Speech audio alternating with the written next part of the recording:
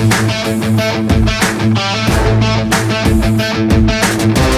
everybody, hope you're having a great week. Alex Kirshner back here to pick another week of college football games for Odds Checker. We are into December. We have regular season college football in December and still another week to go after this one. To the extent that you can call anything regular in this 2020 season, this has been a very bizarre year. The last couple of weeks have been very difficult as well. Remember, games are getting canceled all over the place every week. I like to bet early on Sundays and Mondays, and that's what I'll do here with the picks that I'm about to talk about. Just remember that I'm going to kind of give my rationale for everything so that we can see together where these lines move over the course of the week. And depending on when you're watching this video, you can check where lines moved, and maybe it'll help you make a better, more informed decision about where you'd like to go with lines this week. I want to start in the SEC with Texas A&M and Auburn. This game is on the Plains at Jordan Hare Stadium. Doesn't matter to me. I'm taking Texas A&M -4 in this game. I'm thinking a lot right now, and this is going to be a theme here, about teams that still have things to play for. This has been, like I said, a really weird year. A lot of these games for a lot of teams have been glorified exhibitions for weeks now, if not months. And I think that at the end of a year like this, it's natural that teams that are not in the championship hunt, in the hunt for big bowl games, are going to start to unravel a little bit. And I think we've seen that with Auburn, particularly last week against Alabama, when they were very uninspired, very unemotional in the Iron Bowl, a game where you would expect Auburn to be very inspired, very emotional. Just didn't happen. I think Gus Malzahn's status seems iffier than it has in a while. And it just does not seem like Auburn is in a position to play a particularly interesting game or put up much of a great performance by its standards against Texas A&M. On the other hand, A&M is still alive in the playoff race. I think it's unlikely, but it's possible for them. If they win out, they could find a way into the top four. If nothing else, they're in very good position to make a really good New Year's Six bowl game, something they have not done in some time. So I think there's a lot of incentive for A&M, for Jimbo Fisher, to really be engaged with this game that just isn't there for Auburn. And I think by the same token, or by a different token even, the matchup is just better for Texas A&M, particularly on defense. I do not think that Bo Nix and Auburn's offense are going to score a lot of points in this game. So I like the Aggies. In the ACC, another team that is in more than playoff contention, I think that is in the driver's seat right now to play in the college football playoff. That's Notre Dame. They're at Syracuse in the Carrier Dome. I like Notre Dame -33. I would play the Irish up to -35, to be honest with you, in this game. Notre Dame has a lot to play for the next couple of weeks, because if they do not make any mistakes, if they play well against Syracuse and play well down the stretch, big blowouts, nothing amiss, I think you'd expect that Notre Dame might have a college football playoff spot locked in before they even play Clemson again in the ACC championship. And that would be really valuable, I think, for Notre Dame to know that they are set, even if Trevor Lawrence goes nuclear on them after missing that first game in South Bend. I don't expect that to happen. I think Notre Dame is good enough to play with Clemson at any strength, but it would be nice insurance to go into that game not feeling like you really have to prove anything in order to get a spot in the top four. If you're someone who bets first half lines, keep a close eye on where the Irish fall there, as we see first half lines come out throughout the week. Reason for that is that there's always a chance that, if Notre Dame gets up big, maybe Ian Book pops out of the game. Maybe Brian Kelly lets his foot up just a little bit at the very end in garbage time. But I think they're so much better than Syracuse that they're going to score enough points to cover 33.5, 34 pretty safely. I really do feel good about the Irish in this game. Another team that has something to play for, but that I'm actually going to pick against, but I want to keep an eye on this game. Northwestern visiting Minnesota this week. I am playing Minnesota plus 10.5. That's an early pull for me, but let's talk about it. Northwestern had a brutal loss to Michigan State last weekend that, takes them pretty well out of whatever very, very, very long shot playoff odds they might have had. But they can still put a hammerlock on the Big Ten West if they win this weekend. So they still have, I think, every incentive to be engaged in this game in a way that a lot of teams, including maybe even Minnesota, do not. So why they pick Minnesota plus 10.5? Because Northwestern's offense is so bad that laying more than 10 points against a non-terrible Big Ten opponent just doesn't work for me. I'm going to take those points because, frankly, if Minnesota can score 17 points in this game, I mean, that requires, you can do the very easy math. It requires Northwestern to score 28, 4 touchdowns in order to cover that. And Northwestern's offense is just so bad that particularly in a road game, I don't see any reason to think Northwestern is going to score 28, 30 points. I think Minnesota can score into the 20s in this game. And that's why I like them getting this many points. But this number's gotten a little smaller since I've taken it. It's moved down to around 10. I would watch if this gets down to 8 or less. I would seriously consider a flip to the Northwestern side. And I would just keep an eye on that as the week goes on, because I do think Northwestern, with more to play for, is a better team. 10.5 is just so much, and Minnesota's offense has some playmakers that I just feel pretty good about the Gophers with that big number. 10 or more, really, I feel good about Minnesota. Sticking in the Big Ten for another few moments here, 2 more games. Nebraska and Purdue, this game in West Lafayette.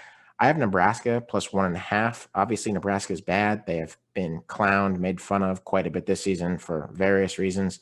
The defense is bad. Offense lacks big playability. The only thing that is really going here is a fairly efficient running game, but the pass game has not been good. They have not finished drives well. So why am I betting on them? Because frankly, a lot of the things that I just said also describe Purdue. They have pretty significant problems. They are not the explosive offense that you have come to hope for, to expect when you watch a Jeff Brown team play. And I just see this game as a toss-up. I think that it could very much go either way. When I was charting out what I thought of this game before lines open, I said, if anybody is getting more than a point, I'm going to take that team. Nebraska getting 1.5 feels fine for me. I, again, see it as a toss-up. So if things shift, if Purdue becomes an underdog in this game and is getting points at home, I would seriously consider a shift. I think this game just should have been a pick-em. I think that the appropriate place for this line to be is a dead toss-up, because I have watched a good bit of both of these teams and just do not have a read on it that really favors one or the other. And my last pick in the Big Ten, my alma mater, the University of Maryland, plus 5.5. I have the Terps at the Big House against Michigan. Rationale for this one is pretty simple. Maryland has played 4 games this year. In 2 of those games, they have looked terrible. In 2 of them, they have looked very capable to very good. The 2 games where they have looked terrible, Northwestern and Indiana, both on the road, were games after very long layoffs. You'll remember that the Big Ten did not start playing until towards the end of October. This was the first game after a COVID offseason. Maryland got railroaded, looked very, very much like kind of a deer in the headlights vibe, and just didn't play well. This happened again against Indiana on Saturday this past weekend. They had 2. Maryland had its last 2 games canceled because of the coronavirus. They had been rusty. This showed in the way the game went. Talia Tagovailoa missed multiple very, very open touchdown passes in the first half and turned one of them into an interception. But Maryland's defense was good. They didn't really get badly outplayed, and just in terms of the run of play and how this game looked when you watched it on a down-to-down basis, I think that back-to-back weeks with a game, if this game gets played, I would expect less rust on Maryland's part, even though I think they're probably going to continue to be missing some players as they were last week. And we talked, again about teams that don't have much to play for. I mean, Maryland is trying to have its best season in a while, however short a season it is, finishing above 500. They're 2-2 right now, would be great for them. Michigan is at the end of as disastrous a season for Jim Harbaugh as I think anybody associated with that program could have imagined they would have. Not a ton to play for, unless maybe you're trying to play for your coach's job, but they certainly haven't looked like that the last few weeks. I think Maryland more inspired in this game than Michigan, and I like them getting 5.5 points. Oklahoma State and TCU in the Big 12. Oklahoma State -2 as a 2-point favorite for me.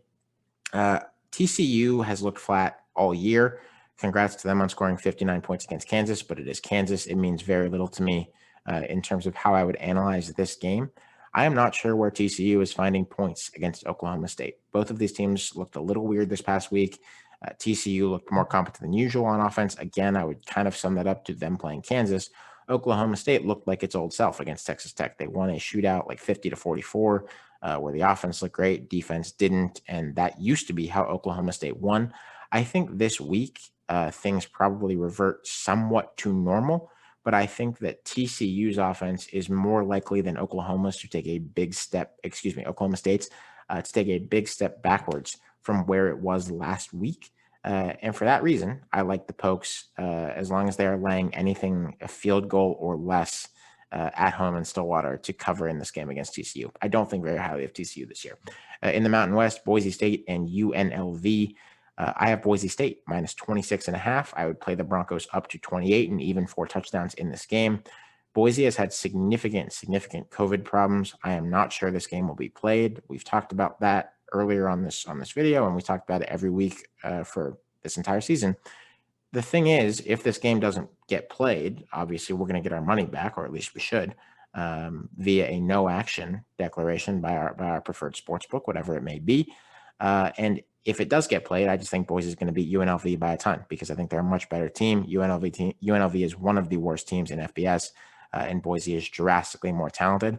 So I would say that the likelihood of outcomes here is number 1, Boise covers. Number 2, the game doesn't even get played. Number 3, UNLV covers. And obviously there's nothing that is no risk in college football or any betting, but I do feel that the options here favor Boise State when we bet on this game. My last pick of the week, folks, in Maction, Ball State and Central Michigan. I have Central Michigan minus 1.5 in this game. I've been on a few Ball State games recently. Don't ask me why. I've gone 1-1 betting on Ball State this year. They're a fun team. They pick up the pace. They have a good running game, like a lot of the stuff that they do, and I've actually enjoyed watching them. But I don't think this is a great matchup for them. Ball State's big thing is a very explosive running game that makes a lot of hay in a conference where there are not a lot of great passing games, really outside of Kent State and to some extent Buffalo. I don't think this is a great matchup, given that Central Michigan's defense has played the run pretty well this year. In 3 of 4 games, that Central Michigan defense has been very stout all around. And also this game is a home game for Central Michigan. I think that things are just tilted towards the chips a little bit. And so I think that at minus 2.5 or in, I would feel pretty good about Central Michigan. Though again, kind of impressed with some of what I've seen out of Ball State, but I feel good about the chips minus 1.5. So that's it for me. I had a tough week last week. It's been a hard year, really, I think, to predict what is going to happen in the sport. I've noticed that even a lot of the computer projection systems that pride themselves on doing well have been short of the profit zone this year. I need a good couple weeks to get north of 500, to get into the profit zone, and to make this year what we want it to be in college football betting. So the only thing we can do, trust the process, try to get good line value, watch a lot of football, and try to make as informed decisions as we can on these games. That's what we're doing this week. Thank you for watching this video. Looking forward to seeing how it all plays out. We'll talk to you again next week.